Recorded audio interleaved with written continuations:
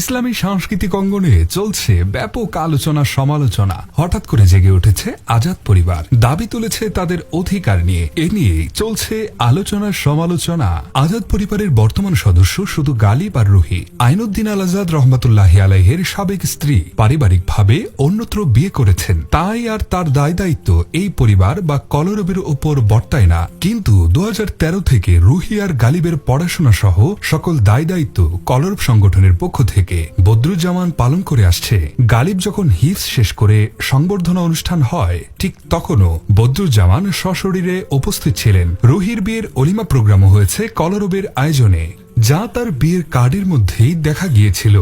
আইনুদ্দিন রহমাতুল্লাহি আলাই ইন্তেকালের পর কলরব কার্যত বেহাল অবস্থায় চলে যায়। ঠিক তখনই এই সাইদ আহমদ, বদরুজ্জামান ও আবু রাইহান সহ বর্তমান দায়িত্বশীলরা আবারও একত্রিত হয়ে কাজ শুরু করেন নতুনভাবে। কিন্তু তখন সর্বক্ষেত্রে ছিল প্রতিকূলতা। তাই জনমনে প্রশ্ন, এখন যখন কলরব সফলতার দ্বার প্রান্তে আর্থিকভাবে এবং নানান কাজে সফলতার মুখ দেখতে শুরু করেছে, ঠিক তখনই আজাদ পরিবার পুরনো দিনের এদের শ্রম ঘামকে উপেক্ষা করে আজাদ রহমাতুল্লাহি আলাইহির সম্পদ বলে তারা অধিগ্রহণ করতে যাচ্ছে। বিষয়টা কি এমন? কলরব কি প্রাইভেট প্রতিষ্ঠান?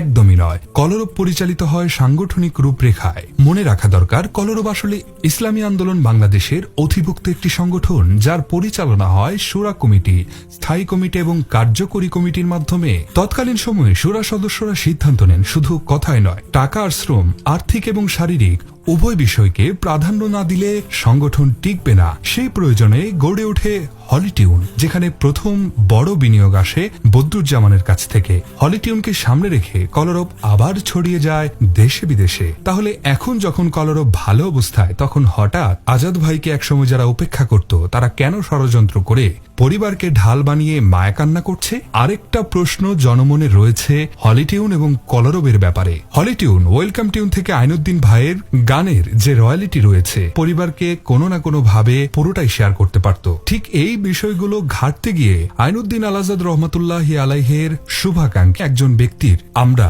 নতুন একটি তথ্য খুঁজে পেয়েছি, যেখানে তিনি লিখেছেন, আজাদ ভাইয়ের নামে কলরবের নিবন্ধন নাই, এটা আমি শিওর। আর সব গানের সত্ত্ব বিক্রি করেছেন আজাদ ভাই। এগুলোর কাগজও দেখেছি। আজাদ ভাই তার সব গান প্রত্যয়ের কাছে বিক্রি করেছেন। উনার ইন্তেকালের পর বদরুজ্জামান নিজ টাকা দিয়ে সেই সত্ত্ব আবার কিনে নিয়েছে। এখানে কলরব বা আজাদ ভাইয়ের কোনো কিছুই ওনার এখন আর নেই।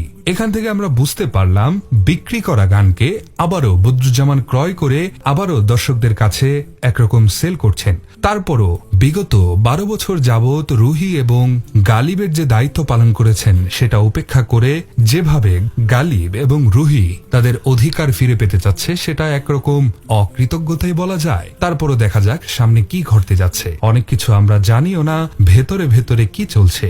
সব শেষ, আমাদের চাওয়া যত তাড়াতাড়ি সম্ভব এর সুন্দর সমাধান হোক। কলরব আগের মতোই এগিয়ে যাক, আর ষড়যন্ত্র, গসিপ সবকিছুই থেমে যাক, এটাই কামনা।